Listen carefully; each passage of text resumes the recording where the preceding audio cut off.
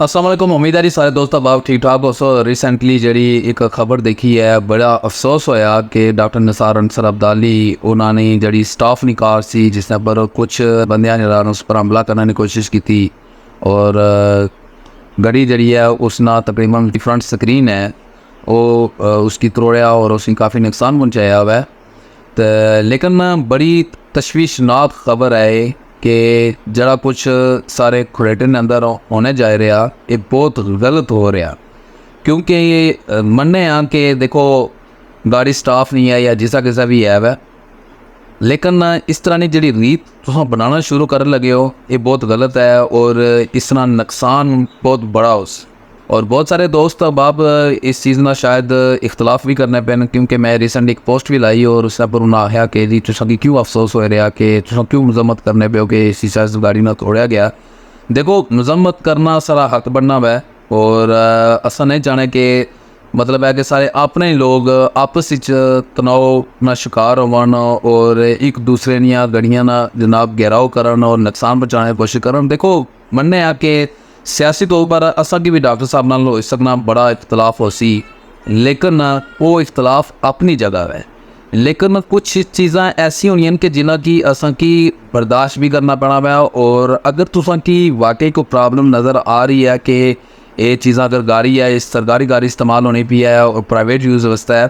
तो लिहाजा उसना तरीकाकार यही बनना कि पहले तुसां वार्न करो और रिटर्न तुसां उन्हें दसो कि ये तरीकाकार ठीक नहीं है। तुसां नैक्सट टाइम कोई गड्डी जी है प्राइवेट यूज़ वास्ते नो बार कर सकने अपने बच्चों वास्ते, ठीक है।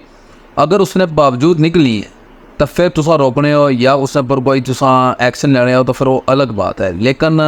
इस तरह गाड़ी की सरेआम रोकी तुसां उस पर अटैक करना उसने शीशा तोड़ना और अगर शायद उसने अंदर अगर बच्चे भी बैठे हुए ना अगर उन्हें नुकसान पहुँचना तो फिर एक रीत बनी।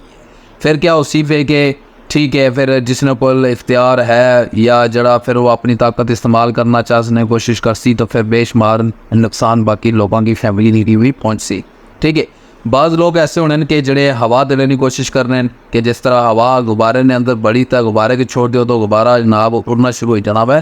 ये इस तरह बेशुमार लोग ऐसे हैं जोड़े पुश करने की कोशिश कर रहे हैं, लेकिन बंदे की अगर करी तो खुद पीछे हटी जड़े लेकिन उस बंदे से मुसीबत बनना शुरू हो जानी है। लिहाजा इन चीज़ों तो कोशिश करो कि ये जरा कम रीत बननी भी है इसकी रोको, ये ठीक नहीं है। बिलखसूस जड़े बंदे ऐसा करने की कोशिश करने पर या जड़े लीड करने पर कम अज़ कम उसकी भी सामने आने की कोशिश करो कि उसने पीछे उसने क्या मफादात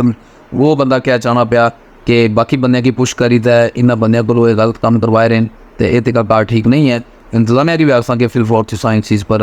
एक्शन की लो और देखो कि जड़े इस तरह शर्पसंद नासर जड़े न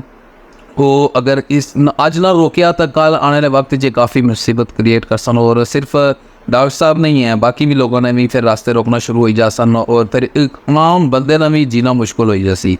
आज अगर वो गवर्नमेंट ने बंदे ना या इंतजामिया ना या इस तरह ने जो भी लोग उन्होंने अगर रास्ते रोकने पे तो फिर समझो कि जरा एक आम बंदा वै फिर उसकी क्या हैसीयत रही जासी, फिर उस बंदे ना भी जीना बहुत मुश्किल हो जासी। तो आज इन चीज़ों की अगर कंट्रोल कर सो तो कल आने वाले वक्त में अंदर बाकी लोग भी सुकून ज़िंदगी पर असर कर सन। तो लिहाजा मैं एक छोटा सा मैसेज सी मैं देखी रिपोर्ट बड़ा अफसोस होया, मैं चलो मैं अपना मैसेज जरा कम अज़ कम जरूर कन्वे करा। तो चलो फिर मिलने नहीं नए व्लॉग ले तमीद हो जाए। खुदा हाफ़िज़।